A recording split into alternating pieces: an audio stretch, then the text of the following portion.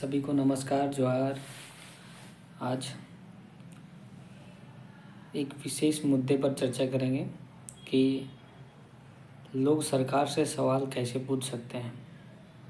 Right to information act अधिनियम 2005 के तहत मैंने गुमला सिविल सर्जन कार्यालय में एक आरटीआई फाइल किया था, जिसका मुझे रिटर्न में जवाब मिल गया है। मैंने उनसे पूछा था कि मुख्यमंत्री गंभीर राहत कोष योजना के तहत अभी तक गुमला ज़िले में कितने लोगों ने अप्लाई किया और कितने लोगों को उचित समय पर पैसा मिला और इलाज मिला। इस पर मैंने एक आरटीआई फाइल किया था। अब पहले आपको बता दूं कि आरटीआई होता क्या है। राइट टू इन्फॉर्मेशन एक्ट ये सुप्रीम कोर्ट द्वारा लाया गया एक संवैधानिक नियम है, जिसके अंतर्गत आप सरकार से सवाल पूछ सकते हैं।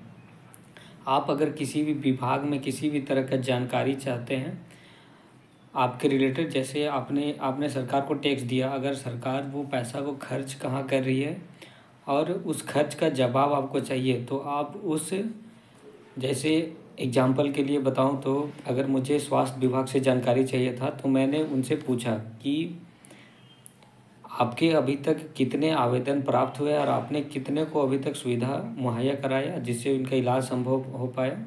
ये मैंने इन्फॉर्मेशन पूछा। तो अगर आप किसी भी गवर्नमेंट डिपार्टमेंट पर अगर आप सवाल पूछते हैं तो आपको आरटीआई फाइल करना पड़ता है। अब आरटीआई अगर आपने फाइल कर दिया है तो उस डिपार्टमेंट में एक पीआईओ ऑफिसर होता है, जिसको पब्लिक इन्फॉर्मेशन ऑफिसर बोला जाता है। वो उसका काम होता है कि आपको द्वारा जो सवाल पूछे गए हैं उसका जवाब वो लिखित में आपको 30 दिनों के अंदर में दे। अगर वो 30 दिनों के अंदर नहीं देता है तो RTI right to information act के तहत उन्हें जुर्माना लगाया जाता है। अगर आप इसका सदुपयोग करें और किसी भी डिपार्टमेंट में किसी भी तरह का जानकारी अगर आपको चाहिए तो आप उनसे पूछ सकते हैं। अब मैंने जो आरटीआई फाइल किया था उसके बारे में कुछ बताता हूं आप सभी को।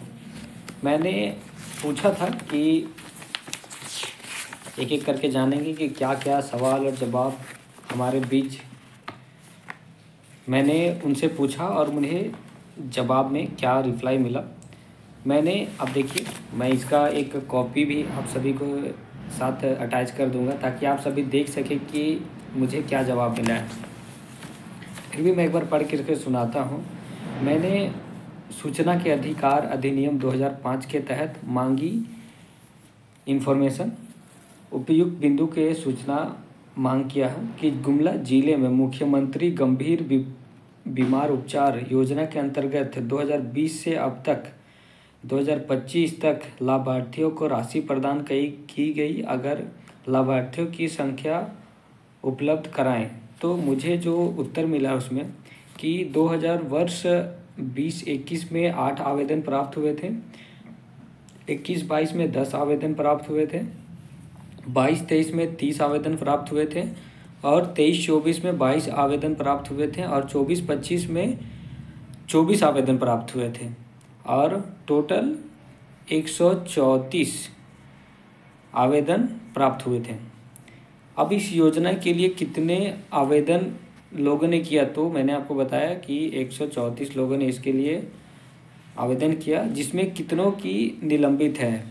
तो निलंबित आवेदनों का कारण क्या था और इन्हें कब तक निपटारा किया जाएगा, इसकी जानकारी दें। तो मुझे जो उत्तर मिला कि किसी भी गंभीर बीमारी आवेदन को निलंबित नहीं रखा जाता और कभी भी आवंटन के माध्यम पर प्राप्त होने तक आवेदन निलंबित नहीं रहता है। आवंटन प्राप्त होते ही शीघ्र आवेदन निष्पादन करते हुए राष्ट्रीय अस्पताल में भेज दिया जाता है। तो मैं ये पूछना चाहता हूँ कि अगर आप उचित समय पर लोगों को इलाज के लिए पैसा भेज देते हैं तो जो गंभीर राहत कोष योजना के तहत उनके पेपर पर पेंडिंग क्यों पड़ा रहता है। ये लाइव मैंने 2 लोगों के लिए अप्लाई किया था। मुख्यमंत्री गंभीर राहत कोष योजना के तहत, उसमें से गुमला की चेटन निवासी प्रभा देवी का मृत्यु हो गया और एक भैया थे उनका भी मृत्यु हो गया जो उनके साथ में अप्लाई किए थे। अगर सही समय पर अगर आप उपलब्ध कराते हैं तो उसकी मौत कैसे हुई। और मैंने चौथा में विशेष रूप से एक प्रभा देवी, जो उनके हस्बैंड का नाम ललित उरांव है, वो गुमला चेटर की रहने वाली थी। मैंने गंभीर बीमार उपचार हेतु उनके 12,21,433 रुपये का जो सरकारी अस्पताल के द्वारा बिल बनाया गया था वो दिया क्यों नहीं गया। तो क्या अगर आवेदन पर किसी प्रकार की स्वीकृति दी गई, यदि स्वीकृति दी गई थी तो राशि जारी क्यों नहीं की गई। आवेदन निलंबित या अस्वीकृत रहा, इसका कारण क्या था। इस पर कार्यालय पत्रांक 121 दिनांक 27/6/2023 के द्वारा मेडिका हॉस्पिटल में नियर बूटी मोड़ रांची झारखंड को 5 लाख रुपए उपलब्ध करा दिया गया था। ये 2023 में उसे उपलब्ध कराया गया था। और इसके बाद में जब जो अधिक खर्च लगता है उसके लिए उसे फिर से डॉक्टर के द्वारा रिपोर्ट देना पड़ता है, उसके बाद वो आवेदन करते हैं।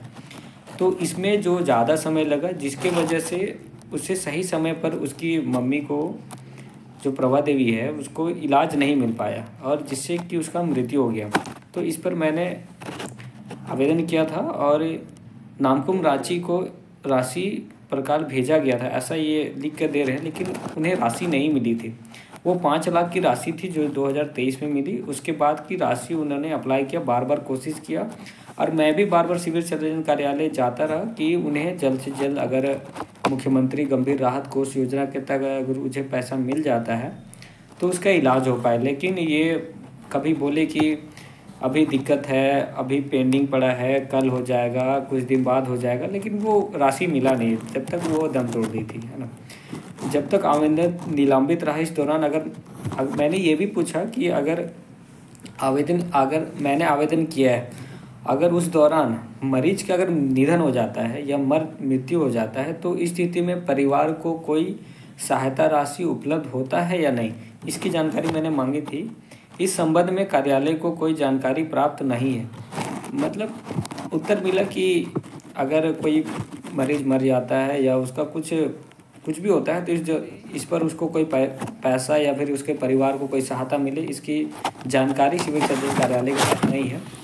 और मैंने इस योजना के संबंधित जिला स्तर पर नवोन्नीत अधिकारी का नाम और पद और मोबाइल जनसंख्या जो कि मांगा था, तो मुझे उत्तर में मिला doctor Shambhunath Chaudhary civil surgeon, और मोबाइल नंबर उनका दिया गया है, उसका ईमेल आईडी दिया गया है।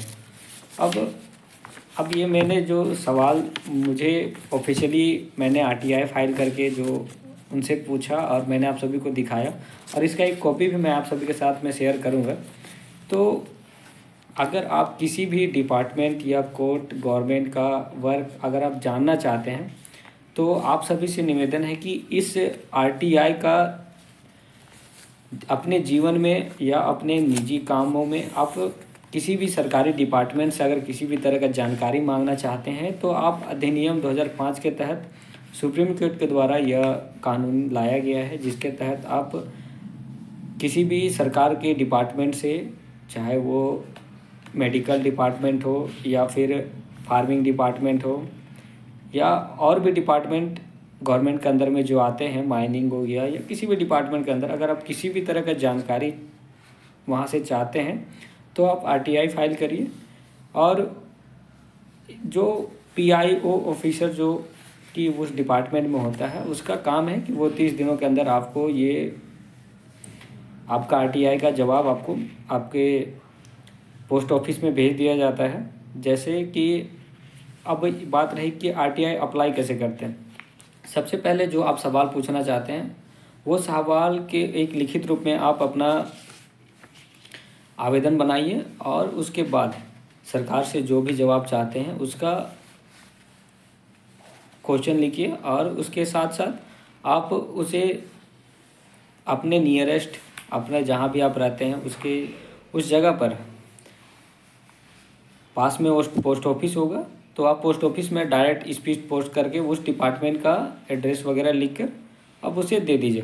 उनका काम होता है कि वो उस जो लेटर है उसको ऑफिस तक पहुंचाएंगे और जवाब आपको आपके जैसे जिस भी एरिया पर रहते हैं वो पोस्ट ऑफिस के माध्यम से आपको मिल जाएगा।